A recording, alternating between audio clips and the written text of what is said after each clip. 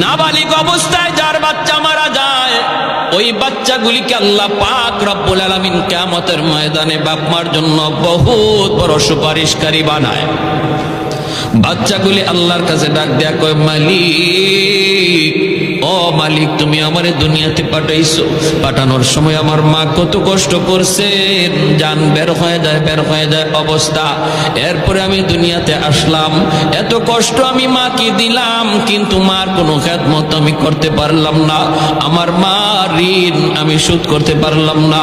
আল্লাহ, আজ যদি তুমি আমাকে জান্নাতে দিতে চাও, আমার মা বাবা সারা জান্নাতে যাইবো না, হয় আমারে বাপ মার সাথে জাহান্নামে দিয়ে দাও, হয় আমাকে আমার বাপ মার সাথে জাহান্নামে দিয়ে দাও।